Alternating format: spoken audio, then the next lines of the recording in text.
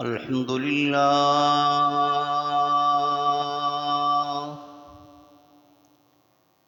الحمد لله نحمده ونستعينه ونستغفره ونؤمن به ونتوكل عليه ونعوذ بالله من شرور أنفسنا ومن سيئات أعمالنا. من يهده الله فلا مضل له ومن يضلله فلا هادي له.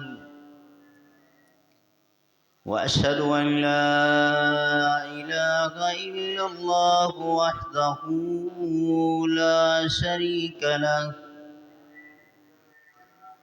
وأشهد أن محمدًا عبده ورسوله أرسله بالحق بشيرا ونذيرا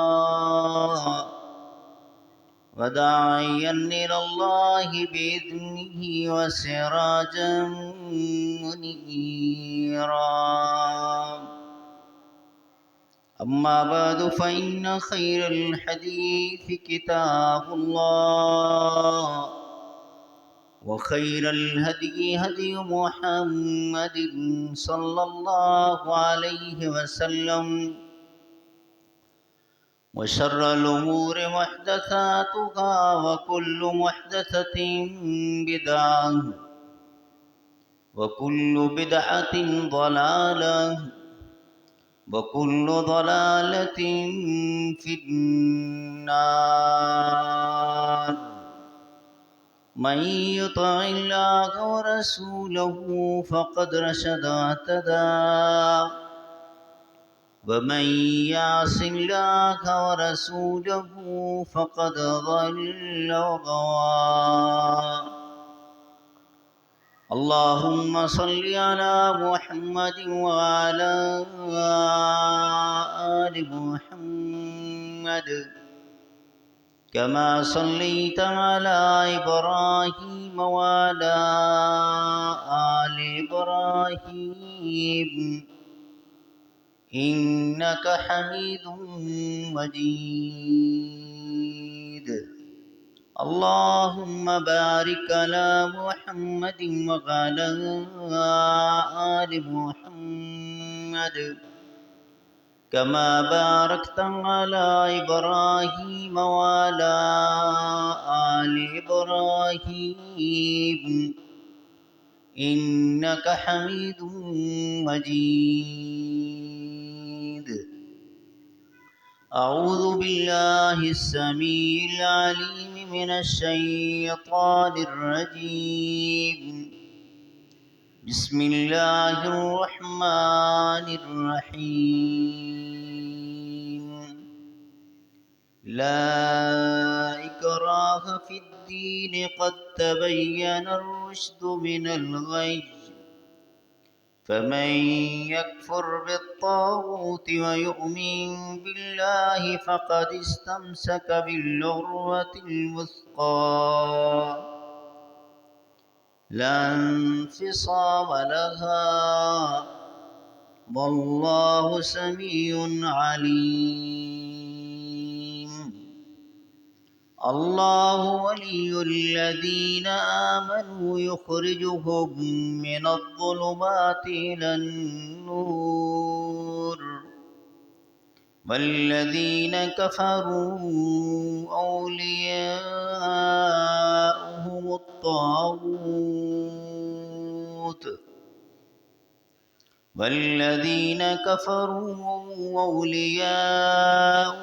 الطاغوت يخرجونهم من النور إلى الظلمات أولئك أصحاب النار هم فيها خالدون.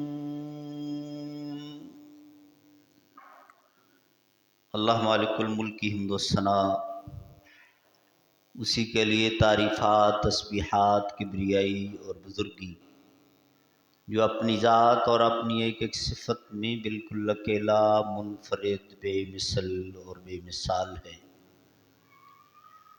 اللہ کی طرف سے، اللہ کے فرشتوں کی طرف سے اور ہم سب مسلمانوں کی طرف سے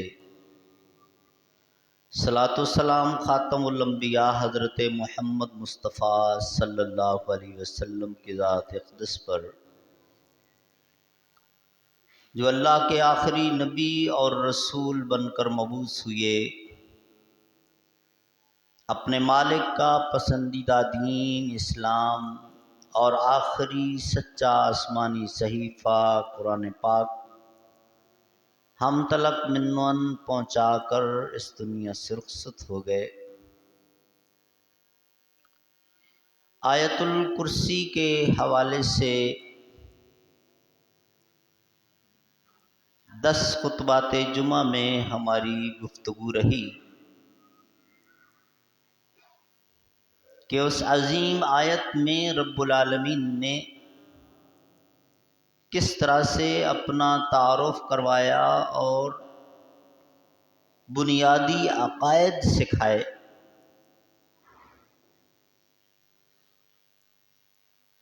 آیت الکرسی کے فوراً بعد سورۃ البقرہ کی آیت نمبر 256 اور 257 جو آج میں نے آپ کے سامنے تلاوت کی ہیں،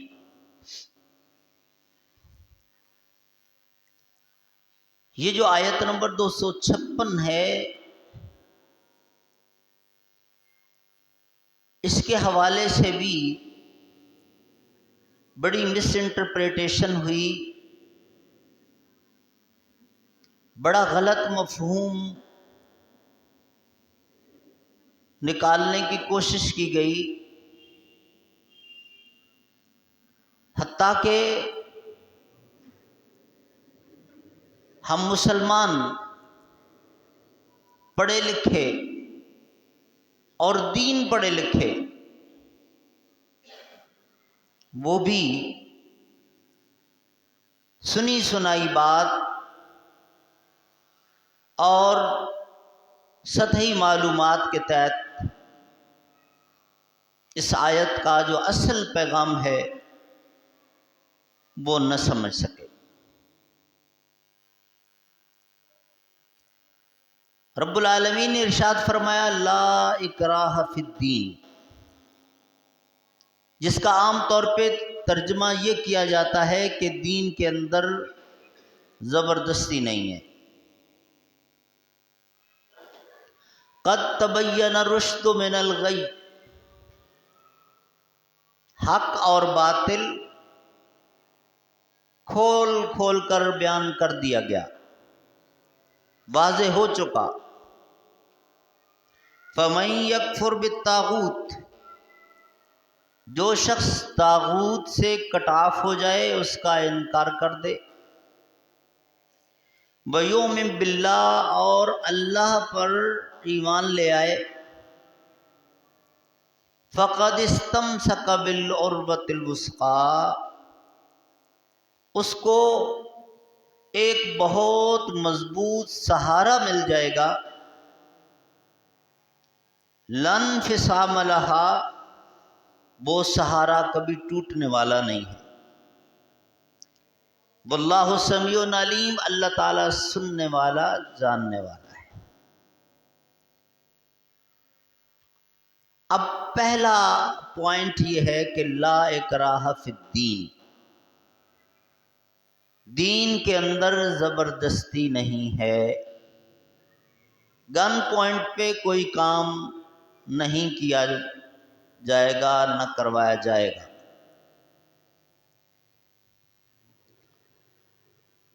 کلمہ پڑھوانا تو بہت دور کی بات ہے، باقی جو احکام ہیں شریعت کے، حلال حرام کے، ان میں بھی اگر یہ طریقہ اپنا لیا جائے، یہ عنصر شامل ہو جائے، تو وہ معاملہ کالعدم قرار دیا جاتا ہے۔ بڑا مشہور واقعہ ہے امام احمد بن حنبل رحمہ اللہ کا، ان کی سیرت پڑھنے والی ہے، دین کے ایک ایک مسئلے پر کس طریقے سے پوری دیانتداری کے ساتھ ڈٹ جاتے تھے، حکمرانوں کے جبر و تشدد کو، جیل خانوں کو، مار پٹائی کو کبھی خاطر میں نہیں لاتے تھے، اور اس کو ایک ڈیوائن میسج سمجھ کر، اللہ تعالیٰ کا قانون اور اللہ کی شریعت سمجھ کر ٹھوک بجا کر سچ بیان کرتے تھے۔ ان کے دور کا واقعہ ہے کہ بادشاہ ایک عورت پر عاشق ہو گیا۔ اب وہ کسی بھی طرح اس کو حاصل کرنا چاہتا تھا، لیکن وہ شادی شدہ تھی، تو اس کے شوہر کو بار بار بلاتا اور مختلف حربے استعمال کیے کہ کسی طرح یہ اس کو طلاق دے دے، لیکن وہ شخص اصل معاملہ سمجھ چکا تھا، لہذا وہ اس کے لیے تیار نہیں ہو رہا تھا۔ جب بادشاہ نے دیکھا کہ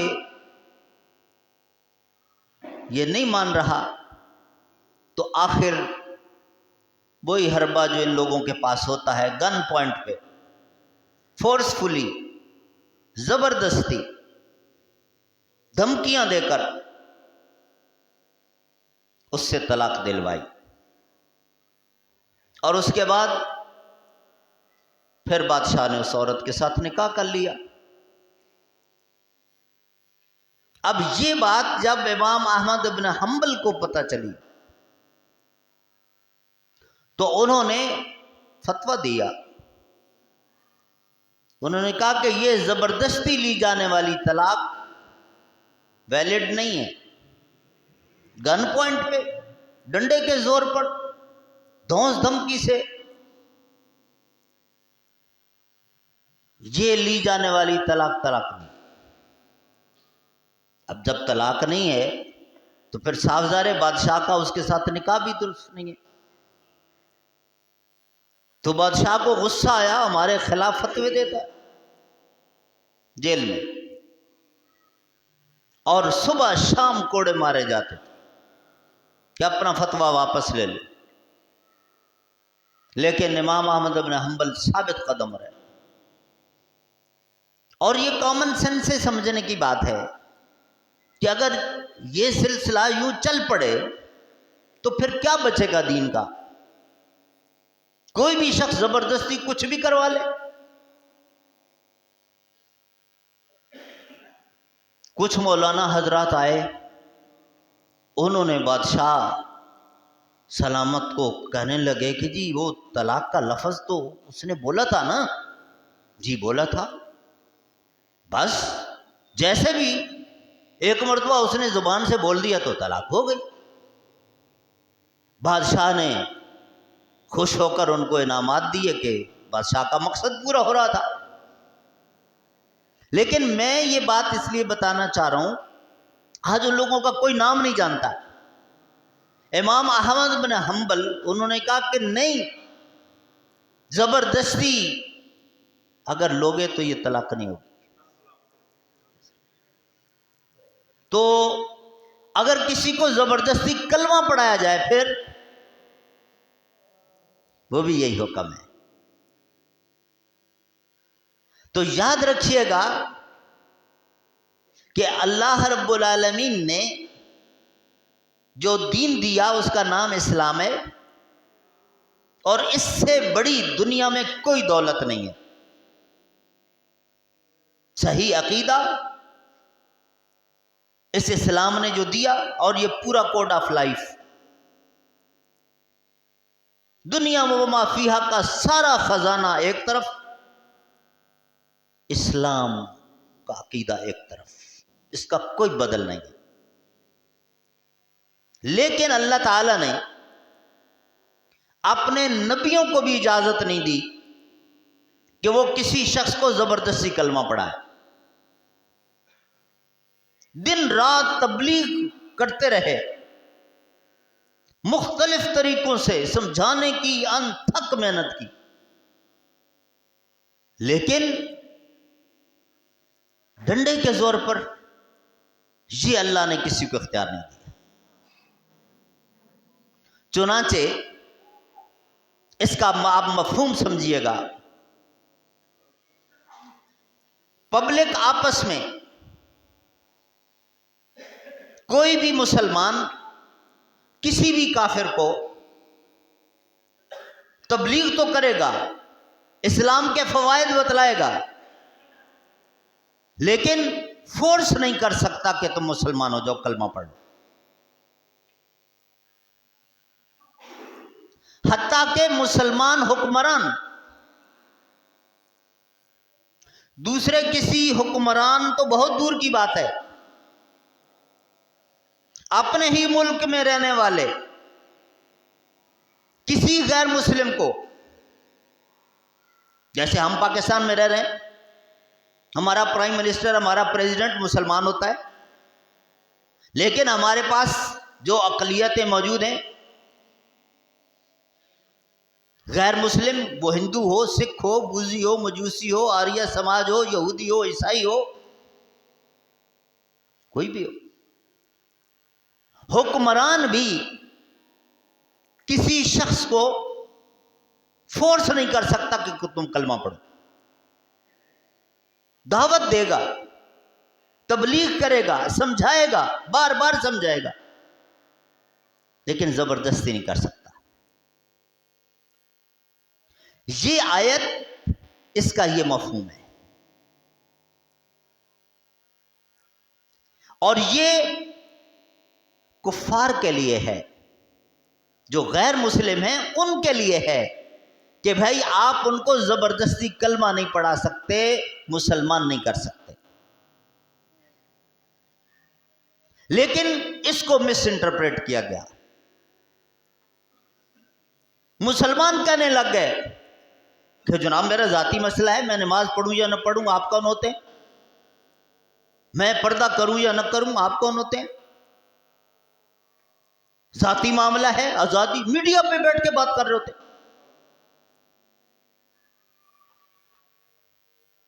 تو آج کے اس خطبے میں یہ بات آپ کو سمجھانا چاہوں گا. جس شخص نے کلمہ پڑھ لیا، مسلمان ہو گیا، اس کو یہ اختیار نہیں ہے، وہ یہ بات نہیں کہہ سکتا. ہاں، دوسرا مسلمان بھائی اس کو زبردستی نماز، روزہ، حج، زکوٰۃ یا اسلام کے باقی شاعر زوراوری نہیں کر سکتا، زبردستی نہیں کر سکتا، تبلیغ کرے گا. لیکن جو مسلم ایڈمنسٹریشن ہے، اسلامک اسٹیٹ اگر قائم ہو تو وہ تو کرے گی، وہ فرض ہے اس پر.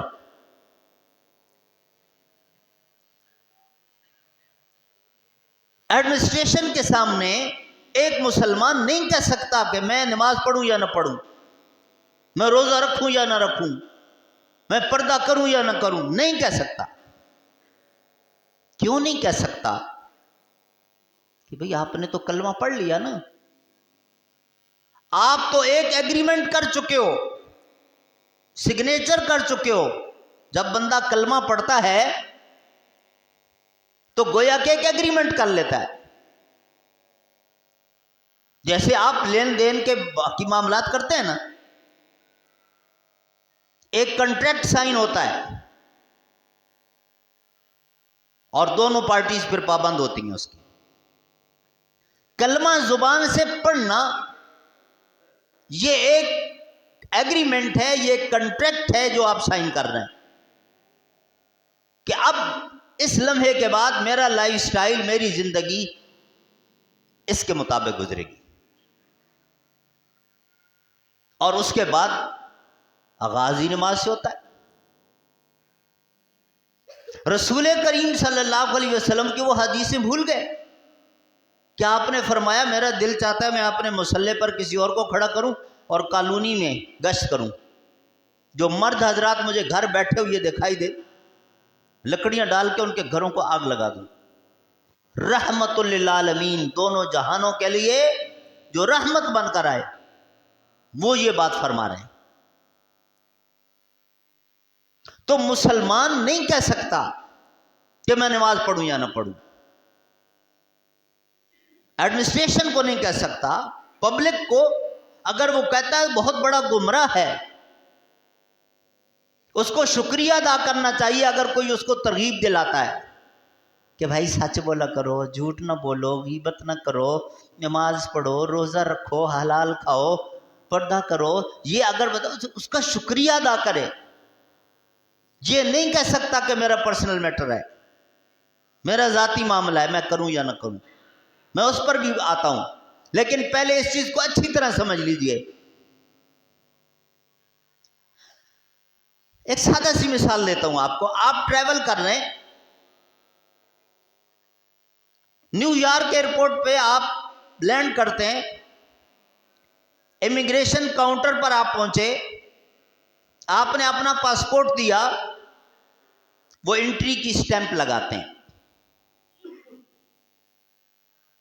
جب آپ کے پاسپورٹ پر اس ملک کا امیگریشن آفیسر انٹری کی سٹیمپ لگا دیتا ہے، آپ ان کی حدود میں داخل ہو گئے، آپ پر اس ملک کے تمام قوانین لاگو ہو جاتے ہیں خود بخود۔ اب ایک بندہ کراچی سے گیا اور وہاں سٹیمپ لگ گئی اور اس کے بعد شہر میں کہتا ہے کہ جناب ہم تو کراچی میں بھتہ لیتے تھے، یہاں بھی لیں گے، لینے دیں گے وہ کہ نہیں جناب پھر واپس چلے جاؤ، کراچی چلے جاؤ نا، پھر ہمارے ملک میں نہیں کر سکتے تم، ہم وہاں یہ کرتے تھے یہاں بھی کریں گے، نہیں ہوگا، وہ ادھر رہ گیا۔ بالکل اسی طرح جب آپ نے کلمہ پڑھا تو آپ کے پاسپورٹ کے اوپر یہ انٹری کی سٹیمپ لگ گئی ہے، اسلام کے اندر آپ داخل ہو گئے ہیں۔ اب آپ اس کے قانون کو وائلیٹ نہیں کر سکتے، اب اس سے آپ باہر نہیں نکل سکتے، اب اس کو ماننا پڑے گا۔ ٹھیک ہے، دنیا کی اگر عدالت یہاں اسلامک اسٹیٹ نہیں ہے، اسلامی قوانین نہیں ہے، تو آپ کو کوئی نہیں پوچھے گا، لیکن ادھر تو ہے۔ اور اسلامک اسٹیٹ کے حوالے سے بھی یہ بات اچھی طرح نوٹ کر لیں کہ یہ نام تو آپ سنتے ہوں گے نا کہ ذمی، وہ جو غیر مسلم اسلامی سلطنت میں رہائش پذیر ہوتا تھا، ذمی کے طور پہ اس کی جان مال عزت کا تحفظ اسلامی حکومت کے ذمہ ہوتا تھا، حکمران اس کو فورس نہیں کرتا تھا کہ کلمہ پڑھو، نہیں کر سکتا تھا، لیکن اگر وہ چوری کرتا تو پھر اب عدالت میں جب معاملہ آئے گا وہ یہ نہیں کہہ سکتا کہ جناب میں تو مسلمان ہی نہیں ہوں، آپ میرا ہاتھ کیوں کاٹتے ہیں؟ اسلام کے اندر یہ سزا ہے ہاتھ کاٹنا، آپ اپنے مسلمانوں کے ہاتھ کاٹو، میرا ہاتھ نہیں کاٹ سکتے، میں تو مسلمان ہی نہیں ہوں۔ یہ بات نہیں مانی جائے گی اس کی کہ آپ مسلمان ہو یا غیر مسلم ہو، کلمے کی حد تک آپ کو اجازت تھی کہ آپ پڑھو یا نہ پڑھو، اس کے بعد والے قوانین چونکہ اللہ کی یہ مخلوق متاثر ہوتی ہے، چوری کی اس نے تو نقصان کس کا ہوا؟ اللہ کا کیا بگاڑا اس نے؟ پبلک کا نا، اللہ کی مخلوق کا، تو اللہ نے یہ سارا قانون اپنی مخلوق کے لیے بنایا، یہاں اس کی بات نہیں مانی جائے گی، اس کا ہاتھ کاٹا جائے گا بھلے وہ نان مسلم ہے۔ تو بہرحال بات سمجھنے کی یہ ہے کہ یہ جو کہہ دیا جاتا ہے کہ جی میرا ذاتی معاملہ، پرسنل میٹر ہوتا کیا ہے؟ کہ جس کے تمام تر فائدے یا نقصانات آپ کی اپنی ذات تک محدود ہوں، وہ تو آپ کا ذاتی معاملہ ہے۔ اب شریعت کی روشنی میں دیکھیں اور ذاتی معاملہ کوئی ایک نکال کے دیکھیں، نہیں ملے گا آپ کو۔ پیارے نبی صلی اللہ علیہ وسلم کی جتنی احادیث ہیں اور جو تعلیمات ہیں، ان کی روشنی میں جو بات سمجھ میں آتی ہے، اگر آپ اچھے اعمال کر رہے ہیں، نیکی کر رہے ہیں، آپ کی ذات کو تو فائدے پہنچ ہی رہے ہیں نا، آپ کے دائیں بائیں لوگ وہ بھی مستفید ہوتے ہیں، ان کو بھی اس کا فائدہ ہوتا ہے، اچھے اثرات ان پر مرتب ہوتے ہیں۔ اور اگر آپ ڈی ٹریک ہوئے غلط کاموں میں، تو پھر وہ نقصانات صرف آپ کی ذات تک محدود نہیں رہیں گے، آپ کے دائیں بائیں بھی جائیں گے، آپ کے دائیں بائیں بھی باقی لوگ بھی متاثر ہوں گے۔ اب یہیں سے پھر امر بالمعروف اور نہی عن المنکر کا معاملہ شروع ہو جاتا ہے، لیکن اس پر ہم پھر کسی وقت بات کریں گے۔ آج اتنی سی بات سمجھ لیجیے کہ ذاتی معاملہ کچھ بچتا ہی نہیں ہے۔ رسول اللہ صلی اللہ علیہ وسلم کے وہ فرامین موجود ہیں کہ اگر آپ نے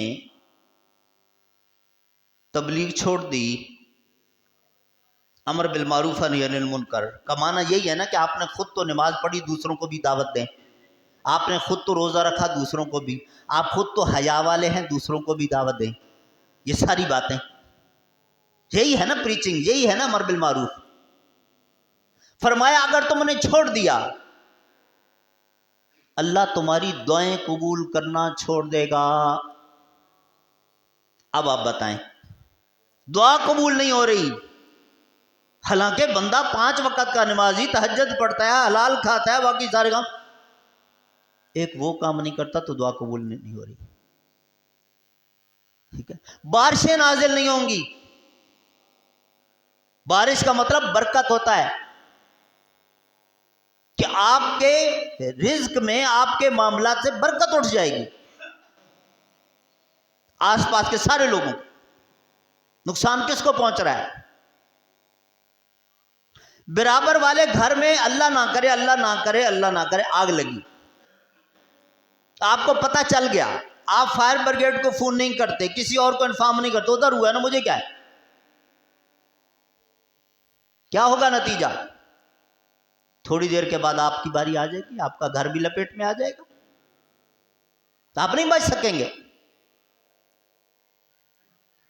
تو میرے بھائیوں، اگر ان احادیث اور ان تعلیمات کی روشنی میں دیکھا جائے، کہتے ہو نا کہ ایک مچھلی سارے تالاب کو گندا کرتی ہے، ایک بندے کی وجہ سے فلاں فلاں، ایک کی وجہ سے یہ وہ یہی تو ہے۔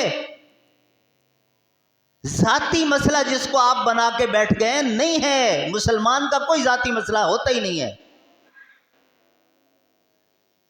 دوسرا، اگر کوئی شخص کا کتنا ہی چھوٹا کیوں نہ ہو آپ سے، سٹیٹس میں، عمر میں، علم میں، کسی بھی طرح سے، اگر آپ کو کوئی اچھی بات بتاتا ہے، ہاتھ جوڑ کر اس کا شکریہ ادا کریں۔ اس کا اپنا عمل نہیں بھی ہے، لیکن آپ کو تو اچھی بات بتا رہا ہے، آپ نہیں کہہ سکتے میرا ذاتی معاملہ ہے، میں کروں نہ کروں، مداخل۔ اور پھر تعلیمی اداروں میں بھی آ گیا، نو انٹرپشن ان پرسنل میٹرز، میاں بیوی راضی، تو یہاں تک چلے گئے ہم لوگ۔ بہرحال، لا اکراہ فی الدین، دین کے اندر زبردستی نہیں ہے۔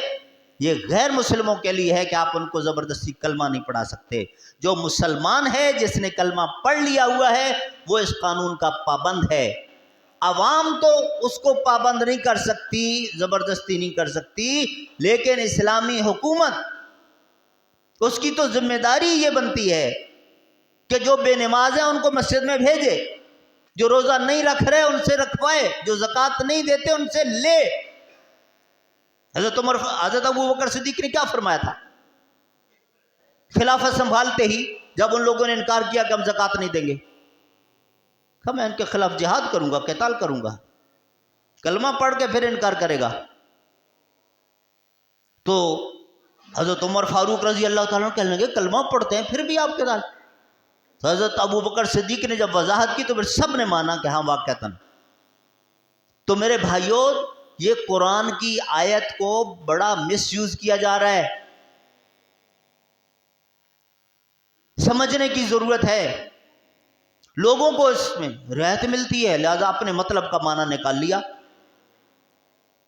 ایک مسلمان مرد یا مسلمان عورت وہ نہیں کہہ سکتا کہ میرا ذاتی معاملہ ہے اگر کلمہ پڑھ لیا تو۔ ٹائم ختم ہو رہا ہے لیکن آخری بات میں کروں گا۔ دیکھیں 14 اگست 1947 سے پہلے، پاکستان بننے سے پہلے جو مسلمان وہاں تھے، کیا وہ نماز نہیں پڑھتے تھے؟ مسجدیں نہیں تھیں؟ روزہ نہیں رکھتے تھے؟ حج کرنے نہیں جاتے تھے؟ سب کچھ ہو رہا تھا۔ جس کا جو دل چاہتا تھا نیکیوں کرنے کا وہ کر رہا تھا۔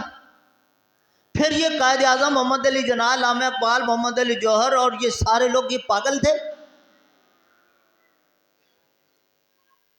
ہزاروں بندے کٹوا دیے، لاکھوں عزتیں گئیں، ایک موومنٹ چلی، پاکستان بنایا۔ کیوں؟ اگر یہاں آ کر بھی وہی ہونا ہے کہ بھائی میری مرضی ہے میں نماز پڑھوں یا نہ پڑھوں، میری مرضی ہے روزہ رکھوں یا نہ رکھوں، مجھ سے کوئی پوچھنے والا نہ ہو، تو یہ تو وہاں بھی ہو رہا تھا، انڈیا میں بھی۔ پھر یہ کیوں بنایا؟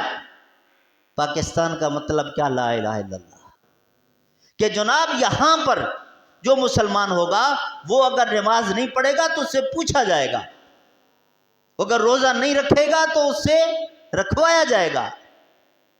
اسی طرح باقی سارے معاملات۔ اگر یہ آزادی ہی تھی تو وہ تو اس وقت وہاں بھی تھی۔ اس لیے مس یوز کیا ہم نے اس کو، فریڈم کو، کیسے آزادی کو۔ ہم اس پر بھی بات کریں گے کہ آزادی، فریڈم، آزادی رائے، اس کی بھی حدود ہیں، آپ اس کو کراس نہیں کر سکتے ہیں، کراس کریں گے تو وہ جرم بن جائے گا۔ تفصیل سے بات بعد میں ہوگی لیکن اتنی بات ضرور سمجھ لیجیے، ہر شخص کو آزادی کا حق ہے نا، لیکن اس میں ضابطہ یہ ہے مجھے وہاں تک آزادی ہے جہاں تک دوسرا بندہ متاثر نہ ہو رہا ہو۔ جو ہی دوسرا بندہ متاثر ہونا شروع ہو گیا میری وجہ سے، وہاں میری آزادی ختم ہو جائے گی۔ اب اس کا دائرہ شروع ہو گیا ہے، اونچی آواز سے آدھی رات تک ڈیک لگا دیتے ہیں، میوزک تو میوزک ہو گیا، قاری عبد الباسط کی تلاوت لگا دو، آپ کا برابر والا پڑوسی سونا چاہتا ہے، اس کا آرام کا وقت ہے، آپ زبردستی اس کو سنائیں گے کہ جی میری ٹیپ چل رہی ہے، میری بجلی چل رہی ہے، میری آزادی ہے، میرا دل چاہ رہا ہے۔ آپ کا وہ دل چاہ رہا ہے، اس کا وہ دل نہیں چاہ رہا، آپ زبردستی اس کو نہیں سنا سکتے۔ اسی طرح گلیاں بند کر کے، لوگوں کے راستے روک کر کے اپنا رائٹ سمجھتے ہیں۔ گلی صرف آپ کا اکیلے کی نہیں ہے، سب کی ہے۔ راستہ بند کرنا تو ویسے ہی شرعاً جرم ہے۔ نبی علیہ الصلوۃ والسلام نے حجر اسود کے معاملے میں کیا حکم دے دیا؟ پتہ نہیں کیوں ہم بنیادی چیزیں بھول جاتے ہیں۔ تو اگر سب لوگوں کے اندر یہ اویئرنس آ جائے، یہ شعور آ جائے، اپنے گھر اپنی ذات سے شروع کریں، اپنے گھر، پھر اس کے بعد اپنے پڑوسی اور اس کے بعد محلہ، امن کا گہوارہ بن جائے گا۔ ہم ٹس سے مس نہیں ہوتے، بے حس ہو گئے، غلطی کو غلطی کہتے نہیں ہیں، اس کے لیے اپنا کردار ادا کرتے نہیں ہیں، آزادی کو سمجھا نہیں ہے، ذاتی معاملات کیا ہیں ان کو سمجھا نہیں ہے، جس کی بنیاد پر آج یہ نقصانات ہم بھگت رہے ہیں۔ تو اللہ رب العالمین ہم سب کو توفیق دے کہ ہم دین کی اصل روح کو سمجھیں، اس کا اصل پیغام سمجھیں اور اس کے مطابق اپنی زندگی گزارنے کی کوشش کریں۔ اللہ تعالی ہم سب کا خاتمہ ایمان پر فرمائے۔ سبحان ربک رب العزت عما یصفون وسلام علی المرسلین والحمد للہ رب العالمین۔